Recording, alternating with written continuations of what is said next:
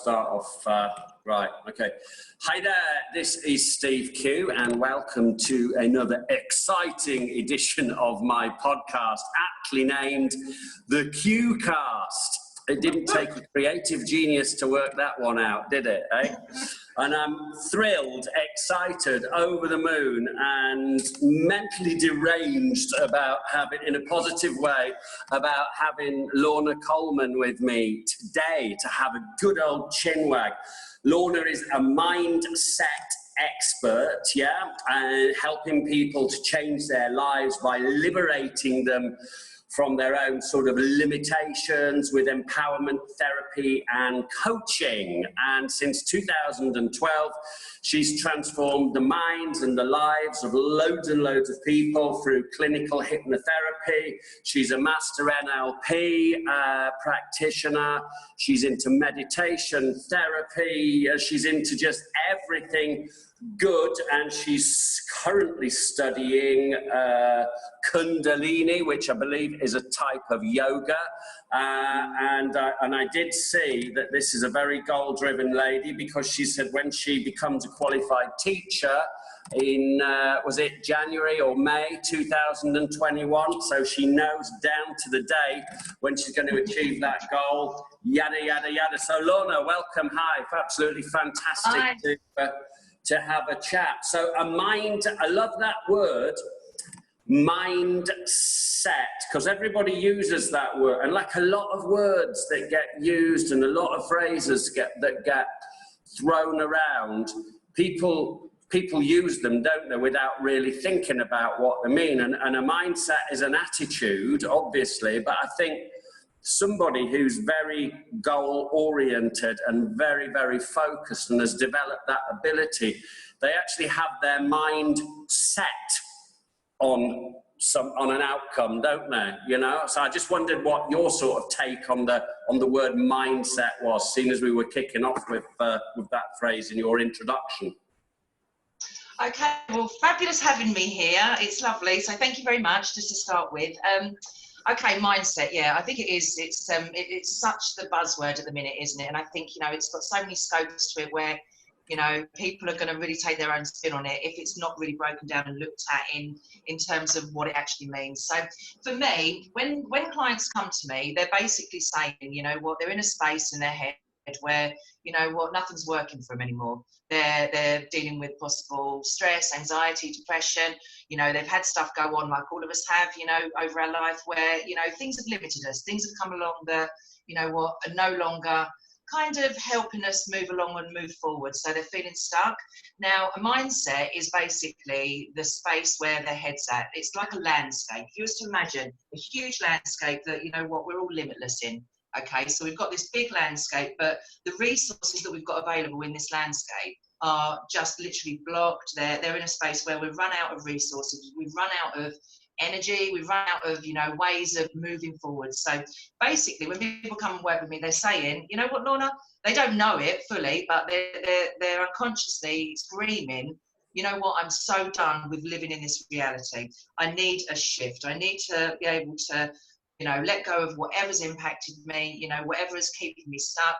And you know what, it's so much easier than we can imagine, you know, because managing our mind, getting in control of our actions and behavior is just making the unconscious totally conscious, so that we're limitless. You know, we've got so much available, but it's about shifting the old stuff so that we can create a new attitude. Absolutely what you said. Sure. So there's a really old phrase which complements what you're saying there, is that you won't get very far going forward if you're constantly looking in the rear view mirror. Yeah, absolutely. We've all heard that old chestnut, as we can probably call it now. But it's a truism as well. I'll tell you something which just sprung to mind. So we said we're just doing this off the hoof. There's nothing preset here, and it reminds me. Very good friend of mine, about 10 years ago, I called him up, said, hey, how you doing? Blah, blah, blah. And we're chatting. And he said, yeah, good. He said, I won't mention the lady's name because she's also a friend of mine, although we've not spoken for a long time, but she's one of those people I've lost touch with. But he said, oh, so-and-so rang me up last night. This is his ex-wife, yeah, who he'd actually been with since he was 16. They were like, quote unquote, childhood sweethearts from school, yeah? And they were divorced and all. He was like in his probably late 40s, early 50s. But she rang him up. She'd had a couple of glasses of wine, he said, and she started to have a go at him and berate him really viciously about something that he'd done that had upset her and peed her off when they were about 18 or 19. So that's probably the thick end of 30 years before. But he said, she rang me up and says, do you remember when? We can imagine the rest. And you think that's, in one sense, it's a bit amusing. In one sense, it's a bit sad. But when you actually look at it, it's people carry round all this baggage, which is suppressed, which is just not doing them any good, is it, Lorna? 100% not. You know what, we have roots, we have stuff inside of us that, you know, are like physical wounds. Obviously, if we fell over, bashed our knee, you know, if it wasn't looked after, if it wasn't healed, if it wasn't given the care, love and attention it needs, highly likely it's a bit of a sore spot. And likelihood is, you know, that if we're going to fall over again, we're going to knock that scab and the wound's going to go deeper and deeper. And emotions are exactly the same. Just because we can't see them doesn't mean that when we've had some sort of impact, whether it's usually a negative one, you know, to obviously give us pain, there's a wound. Okay, so what's probably happened with you know, your friend's ex-partner, she's actually had a wound where he's impacted it a long time ago. Okay, she's actually probably had somebody else come around in her life that has triggered something, or there's a situation or an experience that has triggered that old wound. Okay, so everything's come up, and lockdown at the moment for all of us, you know, is certainly a space where we're really, really sieving through the layers, I believe. We're really putting everything back. But basically, until we kind of rewrite everything that we need to learn and heal and basically, you know, move through, that wound is going to sit there like a massive hot spot, screaming out for people to come along so that they can be triggered, you know, because it is about those, you know, for me, my personal, you know, approach and, you know, my viewpoint is that life is about raising consciousness. It's about all of us getting to be the best version that we can be. And life is about, you know what, the first however chunk of many years, you know, learning what we're learning. None of us know what we're doing, let's face it. You know, we hit a point, I think, where we really either wake up and smell the roses and think, you know what is going on in our life? What do we want to be, do, have? So then it's about, you know what, really stripping everything back. And we're kind of healing the last kind of, you know, 4 decades, 5 decades, whatever it is, what point we've got to. And those triggers are crucial because it's those that we really need to take note of.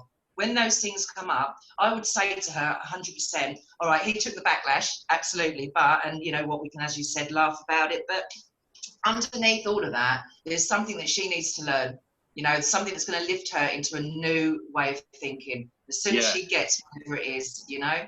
So it's interesting. So like I was looking at your website, you said you help people to, is this like cognitive therapy, mindset therapy, where you help people to make peace with their past, I think you said on your website? Yeah, just so that they can basically move on, because you know what, if we're not making peace with who we once were, we're stuck in an identity. You know, we've all had, you know, the people in our lives where they just do not let you move on.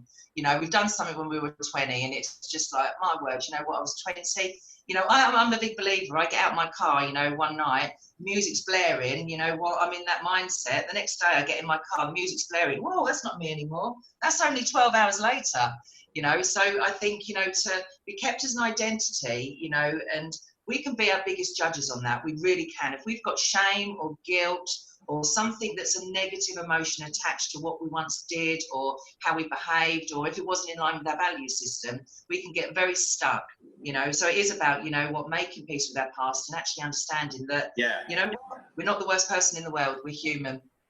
So, yeah, and the thing is, though, I guess, for me, it's all to do with the self-talk, because it's impossible to get rid of a voice in your head. And I know it sounds a bit, you know, a bit men in white coats, he's got voices in his head, but everybody's got a voice. Everyone's got a voice in their head. It's like a soundtrack, like a dialogue, and it's telling you things. And usually they're not the best things. They're usually things to do with the past. They're usually things which are disempowering, limiting, telling you why you couldn't do something, why it's okay for other people to achieve but not you, blah, blah, blah. It's all of that. And so I have become what I call consciously aware of stepping myself out of that, almost like another person. Not all the time, because it's hard to do, to stay in that state, but to be able to observe yourself and then check yourself and actually change that self-talk. So what's your take on that sort of thing, Lorna? Well, I work every client I start with as limiting beliefs, you know, because that is exactly what you've just spoken about. That little inner critic, it's, you know, a limiting belief is something that we've given far too much evidence to. And obviously when it's limiting, it's negative evidence. Okay, so if, for example, at one point, you know what, we were humiliated because we put our hand up in front of the class and we got the answer wrong, that little critic is going to pick up. If we keep focusing there, that actually we're, as an adult, not very good at public speaking. So it's about really looking at, you know what, when people come to me and they say, you know what, I'm stuck here, I work on the beliefs, I really dig deep into terms of, you know, what their viewpoint is on their own self-image in that area. So easily to challenge, you know, it takes 21 days literally to make or break a new habit, a new pathway.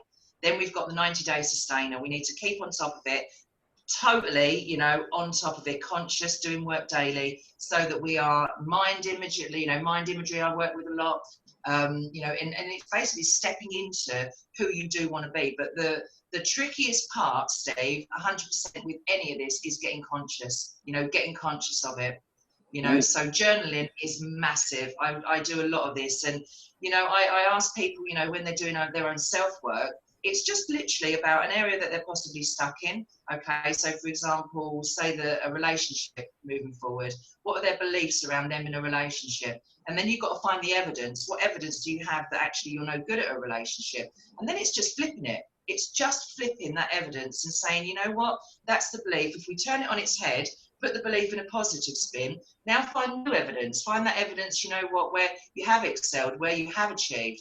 And it's focusing on those points, because for many, many years, you know, I lived my life, you know, and it's all learning, and, you know, I don't regret anything in my life at all, because it's got me to where I am today. Sure. I can certainly look back and think this stuff needs to be, you know, taught in schools. You know, it's life skills. It really is, you know, because we can have every degree going, but if we don't know how to, you know, motivate ourselves, and motivation is literally driven by your drivers, there's no point. Everyone runs out of motivation. We need to know what drives us. We need to know us as an individual, you know. So our limitations are literally where we start everywhere, and that is where we can get a hold of that inner parrot.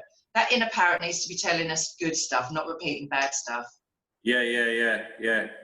And it's funny, isn't it? You say, because I mean, oftentimes there is evidence that we latch onto, which is disempowering evidence where we've messed up in the past, and so we tell ourselves that that's going to be, you know, a recurring pattern. But yeah, more often than not, I've found, I don't know about you or some of your clients, but there's no evidence to support this bullshit story that we're telling ourselves. There is no evidence there is no physical evidence in any way, shape or form to support this daft story that we're telling ourselves, which is disempowering us and grinding us down every day. We've made it up. 100%. Yeah, 100%. You know, it's fabulous. Yeah, and you know, it stays in our cellular. You know, our body holds information, the cellular level.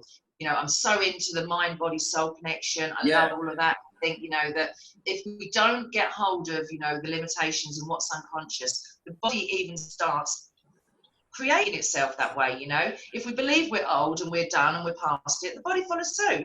You know, if we believe that, you know what, we're only literally hitting the halfway point of our life, we've got the rest, you know, feel that energy activate. you know, and your mindset is just the tip of the iceberg, you know, it really is. Yeah. It's the starting point to working out your emotions, your energetic system, so that you can literally attract, you know. I work very much with the universal laws as well, and you know, it's a lot of people will look at it and think, you know what, oh, it's woo woo, it's all heebie jeebie, you know. And I just believe that, you know, a lot of, I don't know, images, when people kind of look at the generalization of what is spiritual, what is bigger than us, people expect you to be wearing feathers in your hair or going to, you know, live in a camper van. And you know what, for me, that was the most powerful part of the jigsaw. As soon as that connection into my belief systems and what is bigger than us, and what I really started to understand was that how I think is how I feel is what I'm energizing into the world, into my energetic you know, body, and what I'm attracting back, you know, it was a game changer. And it's just such a shame that so many people are closed to that, you know. Because I tell you why. So I have a good friend. I can answer that for you from a certain perspective, and it's a perspective of a friend of mine, super intelligent guy, yeah, great thinker, type of person, if you show him an opportunity and he believes in it, he's the guy who'll sit up for 3 days reading it and researching it. I'm not. I'm 5 minutes. I want the thumbnail sketch, yeah. But this guy, on the other hand, he will not believe anything that you tell him, any theory you tell him, unless there is, it's like the scientific against the spiritual, or quote quasi-religious. Logic to it, yeah. Logic, yeah. He will not believe unless there's absolute credible, so that's got to be evidence, it's got to be evidenced by, it's empirical based, evidence based, and it's got to be, that evidence has got to be rubber stamped by somebody like a professor, somebody with a load of letters after his name. Otherwise, it doesn't enter into his reality. Do you know what I mean? Yeah, 100%. And that comes down to everyone's value system. Absolutely, you know. And you know, it's what we all need, isn't it? It's what we all look for. Evidence we do look for. But you know, I 100% appreciate that, because we all have to really, you know, get in touch with what is bigger than us ourselves. It's an inside job. It's an individual thing. It can't be one, you know, it doesn't, you know, fix a square into a circle. It's not for everyone. It's very unique. It's very authentic, and you know, it's available, you know. And I know, and I obviously only work with what I've worked through in my own life, you know, is you know, because in that way you're congruent with stuff, you know, it works, you know, you're living proof. But at the end of the day, you know, I just think that just to tap into trying, because sometimes we can stay too much on, you know, having that rubber stamp, you know, because it's not fully understood anyway. It's still so vague, but it's vast. It's vast. It really is, and it certainly has been the game changer in my life. Yeah. But I used that exact same phrase that you've just used a couple of days ago when I was talking to somebody about similar stuff. I said, I know this might sound a little bit woo-woo, but the whole thing about being evidence-based, or faith is the ability, that this word always comes up, faith, you know, so you visualize something that you want. Yes, you've got to take action in the physical world, but and I hope some people kind of get this. When you use your third eye, when you go into sleep, when you're going into that theta state, that is the best time to meditate, you know. I don't have to sit there like a yogi with my fingers like that. That is the best time for me to meditate, is when I'm in a state akin to sleep and my subconscious mind is most susceptible to suggestion. Now I can really, really think and get involved emotionally with the things that I want to happen. And you have to do it from a place of total belief, which takes some doing, obviously. And you're sort of projecting it. I imagine this almost Matrix style field, and I can see it there. Yeah, and I can honestly tell you, and I don't mind who sees this, hears this, or what they think, you know, because Churchill said, didn't he? I read this the other day. It's brilliant. You spend your 20s worried to death about what people think. Yeah. In your 40s, you're not bothered what people think. In your 60s, you realise no one was thinking at all. Anything anyway. And it's so true. But I have only recently developed the faculty, and it wasn't a one-off, and it's not a coincidence because I've done it many, many times, is when I'm in this state, is I focus so much. The first time I wondered what was happening, I had let's just say a tingling, or even, could I say it, orgasmic feeling of energy or electricity. And it ran from my feet, right up my legs, through my arms, my whole body. And I didn't want it to go away. And it lasted for, I don't know, about 10 seconds. And then it weakened. I thought, wow, what was that? Yeah. Have you ever experienced anything like that?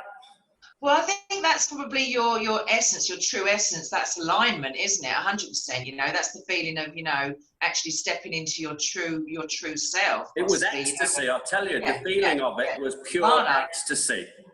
Yeah, transcendence. Absolutely, 100%. You know, and yeah. I believe. Let's see what you think about this, or how you feel about this. I believe that there's many minds, obviously, in different types of minds and subcategories, but I made a note of this earlier because it was an insight that came to me. I was listening to a verbal rendition of this brilliant old book. It's called Working with the Law by a guy called Raymond Hollywell. It's from way back in the day, yeah? And this is all about spiritual laws of the universe, yeah? So I believe there's 4 types of mind. There's your conscious mind, which is your reasoning mind, which is thinking and taking, which works with your outer, with your sensory faculties, hear, touch, taste, see, smell, all of that. And then you've obviously got that subconscious mind, which is never sleeps, which is always being suggested to. But then you have this thing called the super consciousness, and I really do believe the super consciousness is that thing which is out there, which is infinite. It's infinite supply. You know, they said from abundance came abundance. There's an infinite supply. The only lack is in your own mind, and that super consciousness is that spiritual energy. Some people call it God. Some people call it, depending on what they're. But it just is. Energy just is, isn't it? And that is so your subconscious is the connection to the super consciousness, which will give you the answers, give you the insights, because it's all there.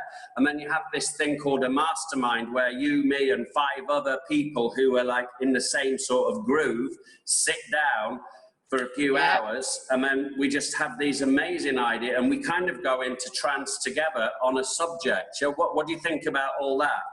I think it's absolutely amazing, and I want to read that book. I've not heard of that book. I want that book. It's you know, the superconscious, and you know, absolutely the 4 steps. You know what you just said. Yeah, 100%. It's. I work a lot with the superconscious, and I look at that as, you know, your energetic field. It is. It's basically the conscious mind. The subconscious is your beliefs. It's on the level where we access the hypnotherapy, where we access the things that, you know, we need to change. But the superconscious is about that, the limitless living. It's about controlling and managing your energetic system so that the universal laws are working for you. And it's just deciding. It really is. It's just about stepping into, you know, the mindset every single morning that you want. You know, and just letting go of all misconceptions and just bringing in complete limitless living. And it's just saying, you know, it's not about setting a goal. I think when we change the word goal to intention, you know, it makes it a lot softer, and it makes it a lot more connected, as opposed to driven, you know. But yeah, it's all there. It's the same thing. Napoleon Hill called it your major definite purpose. I like Neville Goddard, if you've ever studied his stuff. Neville Goddard calls it the assumption. So it's all about so what was that great phrase that it's one of his famous quotes. He said, "We are only limited by poverty of imagination and weakness of attention." So the poverty of the imagination is people yeah, they just can't imagine it for themselves. They can't think that most people, if you come up with a business idea and then look at how most people would envisage that, and then look at how somebody like Elon Musk would envisage it, it would be massive, and it would be big picture. He is definitely not limited by poverty of imagination. That guy, you know. No. And as Einstein said, that is what is our power, our imagination. It's not academia. No, this is the whole, imagination, and the phrase "I am" with the spirit being inside is the whole sort of philosophy that underlies what Neville Goddard was talking about, you know, which is really, really, really fascinating. So, you know, on your website, you said that for a long time that you personally, and this is something that I've found out all sorts of things about people after the event. I worked with some guys for years and years in the middle 2000s, only to find out from somebody else who worked for us as a PA to all of us that these guys were into all sorts of things that I didn't know about, but one of them, and I would never have guessed it, the guy was on more antidepressants than you could shake a stick at, and I say you'd never have guessed it. He was a good actor, but he was suffering from massive anxiety problems. He was on beta blockers, he was on uppers, downers, you name it. He got more pills than Superdrug, you know. So, and I noticed that you said that at some point you struggled with personal anxieties. How did that work, and how did you clear that for yourself? Okay, so I come into the world with anxiety. I think that, you know, I always felt very different. I always felt that I was always on the outside. There was like a disconnection. And I work now, I work very much with the chakras, you know, so I just feel that when I work with the chakra system on myself, I know that the strongest for me is the higher chakras going down, the sacral and the root is where I need the most work, because I really feel that I ever truly kind of basically signed up to being here in a soul level, you know, and I've only kind of worked that out possibly over the last few years, you know, that it's all energetics. It's all, you know, some people will say what a load of nonsense, but, you know, for my own journey and understanding it, when I was 40, I had a huge health issue crop up, which turned out, you know, that there was nothing going on that anyone could really point at, but I was literally crippled with it, the pain. And, you know, I know that it was about acknowledging what was outside, the connection. And as soon as I'd done that, everything, I was walking again, and everything literally walked into a space where, you know, I've never been more limitless in the whole of my life, you know. So that's probably something for another day. So answering your question, anxiety was something that, you know, I always felt, and I've always had a gift really to be able to sort of see very clearly what's going on behind the board with people. I've always been able to pick up on my intuitions very strong. I'd always probably say things that wasn't the norm in school. I had quite bad bullying through school because possibly I wasn't the norm, you know, and I kind of shut that down. You know, it's strange really, because I think, you know, the way that we deal with it is we unlearn everything that we come in with just to be human. Okay, and the moment I turned to be human, and I can possibly remember it being around probably 3 or 4, going into school 5, around that age. I mean, I've got memories going back into my cot, you know, so I'm very, very switched on in that area of my brain. But I believe that, you know, I made a decision there and then that possibly showing who I was far too painful. So I just literally, like most people, decided to fit. Okay, I disconnected from everything that I possibly was given to have in this world. And, you know, I trolled through life, you know, and the experiences that I had were always about trying to be happy, be connected, feel fulfilled, you know. So I went down the route of, you know, in school I never enjoyed it. I'm not one that will conform very easily in terms of hierarchy and what I'm meant to be doing possibly. You know, I'm very much into my own freedom. It's my biggest value, you know, and working out how I want to live my life. But, you know, and it's not saying I'm not a rule. I play by the rules, but, you know, it's for me, I think that, you know, I was always looking for something, looking for more, always searching and seeking something. And I know now that it was about the connection. It was about, and it's not religion, you know, because I'm not a religious person. It's about universal connection. It's about what is bigger than me. Yeah, I get it. Yeah, 100%. So went into the city, you know, got into, you know, had a very good job, you know, working up there. Loved it. I'm very social. So at the time it really suited, you know, a lot of relationship building, you know, and it was an amazing time. Lived out in Asia for a few years, you know, and but I was never happy. Never happy. I was just literally out clubbing, doing everything that any 20-year-old who was unfulfilled and looking for happiness was doing. And there was a lot of us. You know, and there's a lot of unfulfilled people out there, you know, who want to live on purpose, and they think that it comes from, you know, buying the new car, or they think it comes from having the next new house or the next partner, but it's not. It's an inside job, and it's about really stepping into, as I said earlier, understanding what you're connected to. It's not religion, you know, because to me religion is very dogma, you know, and I think that everyone has their own. Yeah, and everyone's their own, you know. It's not for me. Kundalini yoga, I'm loving it because I think, you know, it's really giving me now. You know, I'm not interested in the religious side to it. It's very Sikh or Hindu based, and I think, you know, that's something that, you know, it's again, I'm very respectful of it. You know, 100%. It doesn't sit in line with my own belief systems, but the processes, the breath work, the mantraing, the postures, man, they've got something.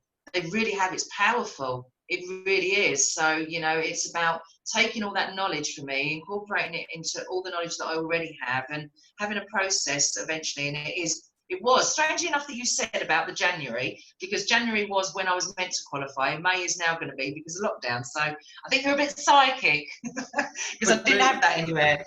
Yeah. But you know what you just said there totally resonates, because most people, apart from people with that very, very, very strong leader person, you know, Alexander the Great, Julius Caesar, Genghis Khan type personality, apart from those people who were born with that type of psychological makeup, everybody, they observe, or that when you go to school, I can remember my first day at school clearly. I'm 55 now. I can remember it clearly like it was yesterday.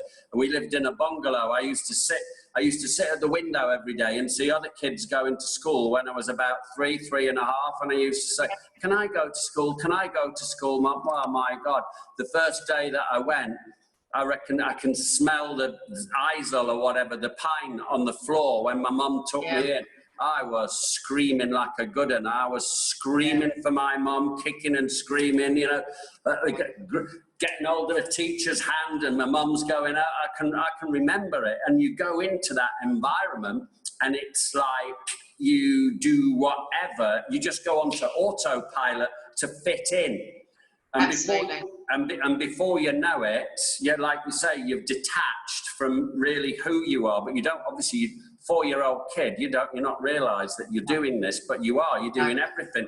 And that becomes your pattern then. You're automatically looking for things, nuances. You get put into a new group, whether it's in the higher school or uni, and you're looking for the nuances, and you're automatically sort of copying those things and to fit in. It's like it's like a natural form of like mirroring or mirroring behaviour in NLP, that we do. And it's like a survival mechanism, isn't it? Absolutely, and it is. It's baseline survival, 100%. To be accepted by, because we don't want to be not accepted by the group of people. But I think there's an awful, I'm almost too good at, takes me back to that book from years ago by Eckhart Tolle called The Power of Now, and being able to live and focus in the moment. I'm a bit too good at that naturally, you know. I can really, really switch off. I don't have any noise on. I like my own company. It's a good job lately as well. I know. I've been stuck on my jacks for like 60 days in an apartment, you know. But I'm good with that. I've not had in fact, the television's covered in all my goals on A5s. That's my program, you know. I'm not tuned into that sort of stuff, but that's on the cretin's lantern, as I like to call it. Oh, I'm totally with you. 100% with you. It's just rubbish. But a lot of people have found, like you say, is it the next car? Is it the next dress? The next Louis Vuitton pair of shoes? And that they can't just be. So I think people, because of the way society's conditioned people, and especially, you know, all this stuff like Kardashians and all that, nobody feels good enough unless they're like that, you know, especially a lot of the time girls. There's a massive amount of pressure and people just lack the capacity. I'm happy when I wake up. I'm telling you, I'm just in a good mood, no matter. Yeah, absolutely, because you've decided to be. Yeah, because I decided to be, and also because I'm breathing. It means because I like it here, even though, you know, in spite of whatever might not be ideal in your life at the time, it's better than the alternative of not being here. Yeah. So, absolutely. And I just think that people in general, they lack the capacity to be happy just for the sake of being happy. Absolutely. And, you know, I think, you know, it's, I don't know, you know, being awake looks very radical to sleepwalkers, you know, you're kind of put in a bag, I believe, that, you know, when you've woken up and you really do realise exactly what you've just said, you know, all the stuff about just being, none of it, everything is temporary, you know, all of it can be gone, as we've all worked out from lockdown. We've all kind of surely woken up and smelt that rose, you know, that it can be taken like that. None of it means anything. It's about ourselves. It's about doing the inner work, you know, because at the end of the day, it's going to be, I believe, about people who are, you know, waking up. Spiritual awakening is happening. This is what I believe this lockdown. I'm not saying at all that there isn't COVID-19. I do believe, obviously, people are sadly dying. They're losing their lives. They're very ill. You know, I know people myself. But there's a bigger picture going on. There really is. And this is an opportunity for so many of us, well, all of us, to actually really dig deep and work out what it is that we want to be and have and do and create when we walk out of lockdown. Because, you know what, it's not about the house. It's not about the car. It's about connection. It's about people. It's about living on purpose. And it's about doing what we're all meant to be doing when we're here. And, you know, I think the people who are asleep look at the people who are talking as we are. And it's not a bad thing. And I'm not putting anyone down. It's just where we all are at a stage in our life. But for me, I only really want people around me that enhance me. And the thing is, once we liberate ourselves with the fact that, you know what, we are enough and how we are is unique, and we understand that that's what we're here to be, unique, we start attracting all the amazing people that are so unique in their own right too, and who accept you. So I think, you know, if I was to look back, I think I spent so many years trying to fit, you know, and be and do, so that, you know what, I would feel fulfilled. And I had it completely wrong, you know, always striving for things, and it just all felt so hard. And I, you know, certainly around that illness, the moment I broke, I literally snapped, you know, physically, emotionally, mentally. I've always had quite a strong mindset, a strong will, but emotionally, you know, I was all over the place, 100%, and I just didn't know what was going on. And you know, I certainly, it was like a rebirth, you know, in a way where, I don't know, I've come back now, I know as who I was meant to be. I'm still work in progress, but, you know, there's so much to this cellular level, trauma in the body, and, you know, it starts with us accepting ourselves and doing the inner work. It's about self-work. It really is. Yeah. Like you've said a couple of times, it is an inside job. The problem is, everybody's looking for the answers in the physical world on the outside. Absolutely. No one wants to do the work, they just want the results. They're looking for everything, they're looking for this evidence through their senses rather than using their higher faculties. Absolutely. You know? And the higher faculties is the easy part. You know, when people come and work with me, you know, they say, right, okay, say for example, I want the house, I want the car, I want the perfect relationship, the 2.4 family, I want this vision. It's like, right, okay, so you know what?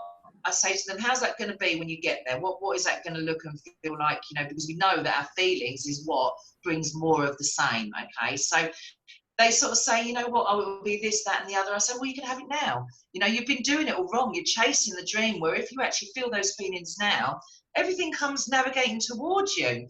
You know, we need to unlearn everything that we've been taught in mainstream, you know, and literally strip it all back and just go back to how the Egyptians used to live, you know, and literally surrender, hand it all over. Whatever it is we want, make the intention, feel it, get the belief set, bring it in.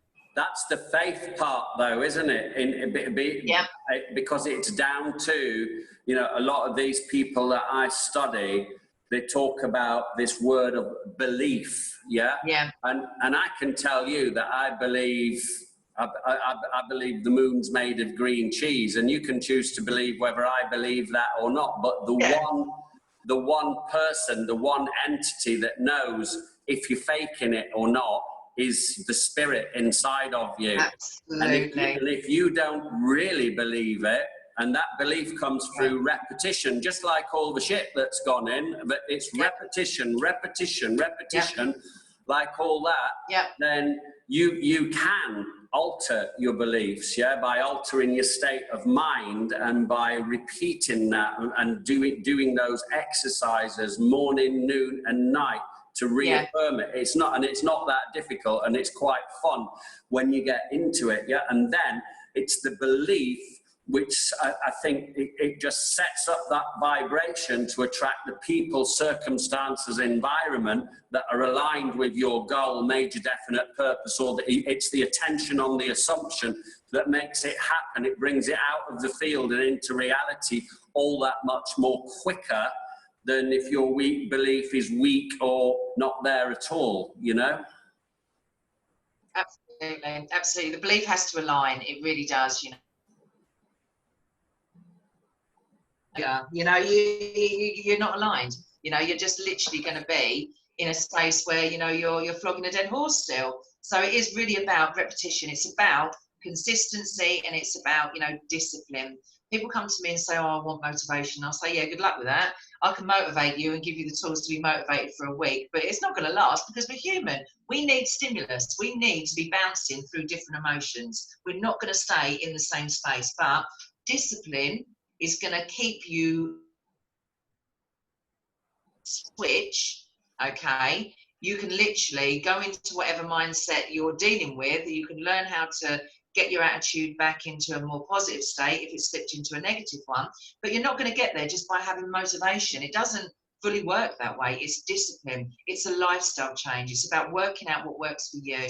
You know, I'm a massive fan of journaling. You know, I don't hold on to anything. I'm like a bit of a witch. I write everything that I need to get out, go in the garden, burn it, get rid of it, you know, and people come and work with me and they'll say, oh, you know, I'm still stuck on, I don't know, a health condition that I had 2 years ago, it won't shift, or I've got a relationship that, you know, I'm stuck in, you know, I don't want to be in it, or, you know, it's an ended relationship, which is even worse, 2 years ago, and they're still stuck there, they're still pining of it, you know, and you just think, wow, really? You know, that's 2 years of your precious life here, you know, and I usually find out, first one of the things I'll check is that, you know, have you got any diaries or anything around that time? Oh, yeah, I've got drawers of it. Yeah, do you want to burn it?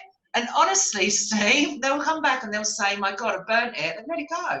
You know, it's not called spelling for just a coincidence. You know, we're attaching that energy to us. I say to people, get rid of one thing a day, even if it's a bit of paper that you're throwing away, you know, something that you're ready to exchange so that you're throwing away the old for the new to come in. Get rid of one thing in your belongings every day. You keep churning, you know, no one will ever find me where they left me, you know, and I think that, 100%. But it's like creating space for something else to move in. There's an old saying, isn't there, that says nature abhors a vacuum. So it will always. I've not heard that. Okay, yeah. So if you create the vacuum by chucking something out, then something will take its place. Something is going to come in and take its place. You know. Absolutely. I really believe that. So do I. I was studying something earlier where the guy was saying, and it's all to do with this, it's a guy called Rodriguez, and he breaks down this Raymond Hollowell working with the law. And he was talking about once you've got and given your attention to an outcome or to an assumption, or a major definite purpose, about then the ability of handing that over, detaching yourself from it, and just getting into the flow of that. which was really interesting. I've not fully got my head around that yet, but yeah. it's this limitless, guy's isn't really it? joining So up a lot of dots for me, you know? Good, good. Yeah, it's really, really, really interesting. So what types of people generally come to you, or is it people for help or to get put on their own, help them find their own true path or get rid of trauma or anxieties? Is there any particular type of person you're finding, or is it people from all walks of life? Yeah, I mean, I get, you know, all walks of lives, you know, I really do. I get people who, I mean, I've tried to walk away. I mean, I've got a really, really, really big interest in trauma recovery. I really have. I've had trauma through my life, and trauma is relative. You don't have to be, you know, in a war zone to have trauma. Trauma is something that, you know what, you can experience through just having an impact of energy, you know, that doesn't sit and it's got stuck in the body, you know. So trauma is a real interest of mine, you know, stress as well. So stressed people come to work with me. Basically people who are feeling lost, people who are kind of having that conflict in their life where they don't really know why nothing's working anymore. You know, they're feeling that, you know, they're stuck, you know, and that's probably the best way to describe it, really. It's yeah, people who have got bad habits in play. I work a lot with addiction, because we know that addiction, everything that people go to, whether it's an addiction with drugs, cigarettes, food, sugar, sex, gambling, whatever it is, you know, it's a gateway. You know, that addiction is literally what is, you know, the front of pain. You know, it's pain's behind it every single time, you know, because it's a distraction. We'd rather go and focus on, you know, what's going to make us temporarily feel good, what we think is temporary, but it's obviously not. You know, it's just digging us in a deeper hole. So yeah, so trauma, you know, and people don't really know that they've got trauma until possibly and I don't actually tell them, label them trauma, but, you know, it's not until we start talking about stuff that, you know, they bring to the table that actually, yeah, this happened how many years ago, and, you know, it does play on my mind and it does limit me, and bingo, as soon as we heal that, as soon as we get that in a space where, you know what, they've taken their learnings from it, you know, they're running in a new landscape, they're off, and they've basically taken the pink pill. Then they're constantly looking for the next level. You know, they're understanding then, you know what, that they've been living asleep, you know, and they want to wake up. That you just said there, you know, about addictions, because people run to it to mask what the real problem is. That I heard, it's a bit like they say that's what Western medicine does. It treats the symptoms, but not the cause. Doesn't absolutely. get to the... Amazing, yeah, it's amazing, isn't it, Western medicine, for things that, you know, need, like trauma recovery, like road accidents, all that sort of stuff. But we are, you know, in a space where we're so moving over to energy medicine now. We're spending far too much money, and we're getting diseases. You know, it's not about Western medicine. It's about, you know, moving into a space where it's about healing. It's about understanding the mind, the I ams, you know, what do we want to be? And it's about releasing, you know, all the trauma that's trapped on a cellular level. It really is. And, you know, a lot of people are definitely moving into that space now. It's an exciting time. It really is, because the NHS can't cope with it. They're not equipped for it. They don't understand it. They're not interested in the route. They're interested in what they've got in front of them, and that's where they excel. Yeah, of course. But I think you're right, and I agree with you. I've actually felt this going on for, I don't know, probably since the 1990s, that there's definitely a shift in global and universal energy and consciousness, and I think it's speeding up now. But of course, with a shift comes change, and we don't like change, do we? We don't like it, because with change brings uncertainty, and we're not very comfortable with uncertainty, are we? You know, most people. No, absolutely, because it makes us feel vulnerable, doesn't it? And when we're vulnerable, you know, that's it. Yeah. And it's amazing that, you know, most people are in a place where they really wouldn't choose to be, but yet they choose to stay there because it's familiar to them, and they even if they're unhappy, but they won't take both feet off base A to get to base B, because base B is the unknown, isn't it? 100%, you know, and as soon as we do an exercise and an NLP, I know you're qualified in NLP, and you know, the values, as soon as we understand that people are, you know, or they understand that they're running their world on values that existed 10 years ago and they haven't updated, as soon as they update and they reshuffle all their values and what is important to them today, and they understand that, you know, we're much more confident in who we are. We are more decisive because we know what we're running with, what our programs are, and we make change. That is when people come, and, you know, values I work a lot with as well, core values. And, you know, I update mine every month, mine change. You know, when I was a single parent, obviously my values were very much more about Matilda's my daughter, you know, my amazing, beautiful 18-year-old daughter. You know, she's, you know, you know, a given, you know, she was always priority, always will be, you know, so I would never really put her into my values, you know, but my values as a single parent were about my business. It was about earning money. It was finances. Yeah. When I got married and the situation changed there, obviously my business has always been very important, but understanding that the family home and investing in the relationship needed to take priority to survive and work and thrive, your values shift. So you have to keep on top of who you are. You know, every change is okay as soon as you understand fully how your values sit with that. You know, Matilda's going off to university in September. My values are going to change again, you know, clearly, because, you know, I've got so much I want to do in my career, in my own self-development, you know, in my business, you know, what I want to offer, my purpose. So obviously my values are going to shift around again, you know. It doesn't make anyone less important, but it's understanding that, isn't it? But when that change, there's a really old saying that it used to say, but I think it needs updating, because it'd say, what made you, or what brought you success and fulfillment 10 years ago won't necessarily work to the same extent today, or even at all. But I think that, I mean, this is just my personal take on change and on shift, is that with the advent of the internet and social media and the speed at which everything is moving and progressing, and this is the thing, it's as Proctor says, it's create or disintegrate. Nothing stands still. It's impossible to stand still, you know. And even Absolutely. as opposed to not even living in the past, a lot of people want to stand still, and it's like life's a conveyor belt, and if you're trying to stand still, it's really, really difficult to do so. And I think personally that we've probably, in quote unquote normal terms, we've probably had about 25 or 30 years of normal change thrust upon us in the last 3, 4, 5 years because of the speed that everything's going. And that 100%. Makes people uncomfortable and live.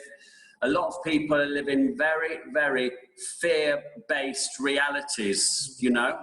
I don't know what your take is on that.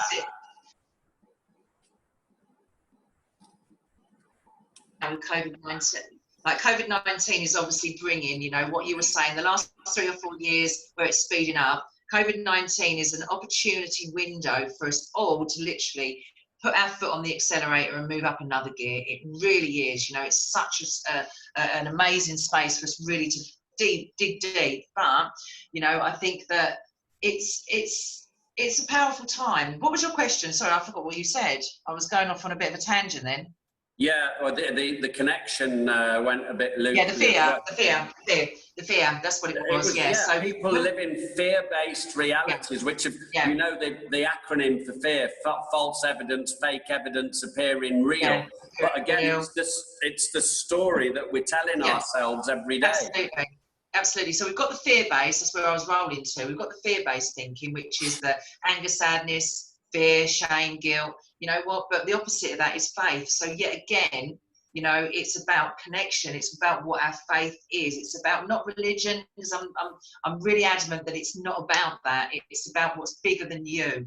You know, you don't have to follow anything or anyone. How many people are in the world? We can have that amount of different belief systems, you know, and that's okay. But it's whatever your individual belief is, whether you believe in a fairy sitting out on the dustbin, that's okay if it works for you. It doesn't have to be sitting in line with anything, but all I can ever say to any of my clients is find that belief, find what that belief, that purpose, that connection is. Because as soon as you find that, you never feel on your own again. You're not on your own anymore. You know, the whole world shifts. It all changes. That's where the magic is. Whether it's the fairy, Yeah. whether it whatever it is, that then becomes your reality. And the bad part about religion is the thing that says, if you don't believe in that fairy, we're not friends anymore. Absolutely. And not only are we not friends anymore, no one else in this village is going to speak to you. You can get out, because that's not what it's about. It's really not. It's about everyone accepting fully whatever the belief is that they need to survive and to thrive. You know, and I just think, you know, that's what consciousness is. It's about all of us raising consciousness, raising awareness, so that we're connecting and we're the most powerful version of ourselves, whatever it is that we need, because we're all supposed to be unique. We're all meant to be unique. You know, we all come in with so many different skills, and, you know, I mean, I'm such a big picture person. Give me the small details, forget it. I'm gone. You know, I'm about, you know, the mindset. Yeah. You know, so, you know, I'm blessed. I'm gifted. I've always been very visual. You know, I see what I see, and, you know, I always thought that people had the same gifts. You know, and it's not until you get through life a little bit that you realise that, you know, it's a make or break time, isn't it? You either embrace it or you hide it. And sadly, as I said, I hid it for a long time. But, you know, I think when you get comfortable with your own uniqueness, it's when you literally step into that energy where, you know what, I certainly do not care anymore what anyone thinks of me. And that's a really powerful place to be. It really is. I was just saying to somebody yesterday that the freest, most powerful and most liberated people are the ones who not just say, I don't care what anybody thinks, but the ones who really don't care what anybody thinks, because they're truly free. Absolutely. And do you know how you do that? You know, which I've learned, you know, and if somebody else out there sees a different way, I'd love to hear it. But, you know, from all my research, from working with clients, my own work, it's lack of judgment yourself. It's forgiving and accepting you. It's the inner work. You know, as soon as you have no judgment on yourself, you don't care what anyone else thinks, you know, because you freed yourself. You're out of chains, you're out of that prison. Well, because your outer world's a reflection of your inner world. So if you're imagining that I'm walking into a room and everyone's thinking, oh God, look at him, look at her. Oh God, that's because something inside of you is telling you that you shouldn't be there, you don't belong there, you're not good enough to be there. All these people, you're telling yourself that story, and then your belief of what those people are thinking is just a mirror reflection of you being judgmental on yourself. Absolutely, 100%. It really is. It really is. You know, it's like when people come to work with me because, you know, they've got body image issues, or, you know, they want to lose weight. Again, it goes to their belief systems. As soon as they believe and they work out, you know what, what's been limiting inside, you know, as soon as they see themselves as that young, fit, healthy, attractive person, the body follows suit. The body just becomes it, you know, but you have to align. You have to really step into it. It's like you said, it's the F word, isn't it? Though it's faith. Yeah, I did this. I did a video ages ago. It's up on my YouTube channel. In fact, I might redo it actually. But it was called "Using the C Word to Get More Sales." Yeah. Okay. And obviously, in brackets, it said it's not what you think. Yeah. And so one of my old mentors was taught public speaking by the same person who taught a big Christian evangelist called Billy Graham to public speak. Yeah. And it's a sales pitch. This guy, I remember being a kid, this guy, he was on the news because he came to the UK, he filled Wembley Stadium. He was an American Christian preacher, yeah? And so the first part of it is to build rapport, yeah? So he would stand up on the stage, and now he's a man in a suit, and there's a bunch of people down there, and he's from America. So he has to build rapport with them. So he tells them, I was just like you. I was in bars, I was in the wrong places, hanging out with the wrong people, doing the wrong things, going in the wrong direction and picking up speed. Oh, this guy's just like me. So he builds the rapport, and then he gives them the problem, you know, like the devil in the world and all the stuff that they talk about, yeah? So then most people would give the solution. That's usually the thing. That's what the teachers in sales or in anything, get empathy and rapport with people, find out what the problem is, give them the solution. But this guy, Billy Graham, he had a thing which is what I call the C word, and it's the consequences of you carrying on the way that you're going at the moment, yeah? That is the real powerful thing, I think, is painting a picture. If life is this bad, if things are this bad for you right now, then what's it going to be like if you keep doing this in 5 years, in 10 years, if you don't come up with this path to get people to sort of, it's like a pattern interrupt in a way, you know, to get people really focused on shifting and then accepting the solution. So I noticed on your Facebook group, you've got is it a 21-day mindset challenge or something? Yeah, we start today. Tell us about that. Cool. Okay, so it's for women conscious women who are ready to step into the next version of themselves. So basically, I've got 20 women all together. We kick off today, so they're going to understand first off how the mind works. They're going to understand really, you know, the operating system of the mind. So, you know, the filters, the delete, distort, all of that kind of stuff. Because I feel that model is so powerful in NLP to really understand, you know, how things do affect us. You know, it's the real baseline. So we're going to be looking at that, and they're going to be working on themselves. They're going to be uncovering the shadow self. So working out all the stuff that is negative emotions, how and why that affects them. Then they're going to go into the next section, which is built over 5 days. So I've got 4 or 5 days areas, like modules, if you like. So the next one is going to be all about them working out their belief systems, their values, all of that kind of stuff. Then we're moving into the chakras. We're going to be looking at all the energetic stuff, working out, you know, the archetypes, and then we're going into action and really setting all the stuff off. And then on the 21st day, we're all quantum leaping, and we're crossing that bridge into our new reality. So, you know, it's going to be a powerful journey. So I've basically taken everything that I've got and really pulled it into a journey. So, and at the end of it, they've got the opportunity to join me in the higher self collective, which is my online membership for women who basically want to have coaching, have support, and basically work through stuff on an ongoing basis, so that, you know what, they're part of a community where they've got like-minded people, and, you know, it's all about the high vibe, really, getting them to be that best version of them. I think that's fantastic. I mean, coaching is so important, isn't it? Having somebody there that you can. Accountability. Yeah, it's all of that, but I think it's having somebody else who you can. Sometimes, if you can't believe in yourself, somebody else can believe in you. You know, and it bolsters that. Yeah. And so, are you going to be doing these things on a regular basis to attract more people in? Yeah.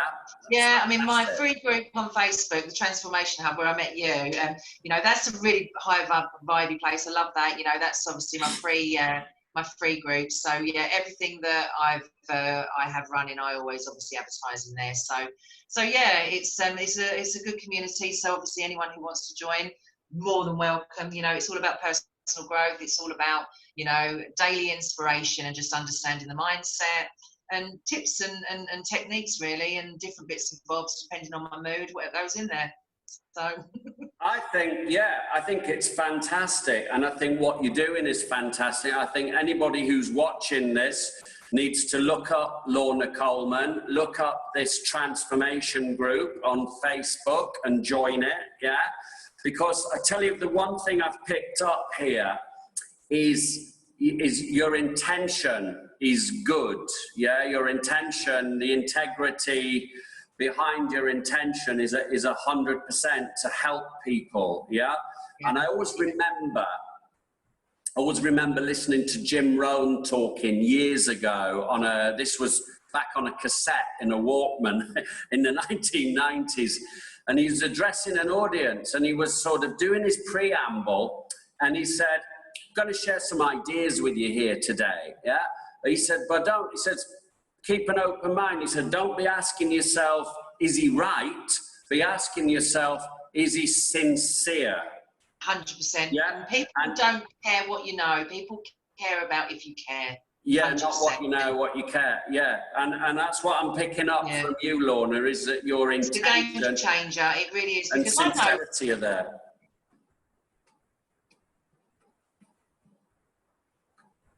It's frozen.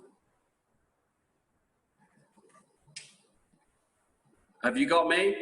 No, it's lovely. So you break up a bit there. Yeah, no, yeah, I've got you back. Got you back. Yeah, it was a little bit of a delay there, but yeah, no, it's and I think, you know, you have to have integrity because you're not going to get results. You have to walk the walk. You're not going to get results. You know, I know people, and I've certainly worked in my own life when I was younger. I worked with therapists, psychotherapists, counsellors, you know, you name it, trying to sort my stuff out, and nothing ever really truly works. I felt, you know, looking back, it was all textbook. It was all about, I don't know, never really them getting down to the nitty gritty or actually being real. And I think, you know, that's gone. People are bored of that. People don't care what knowledge you've got. People want to know that actually you've got, you know, real connection and understanding, and you're on a level with them and you care, you know, and that's where the results come in.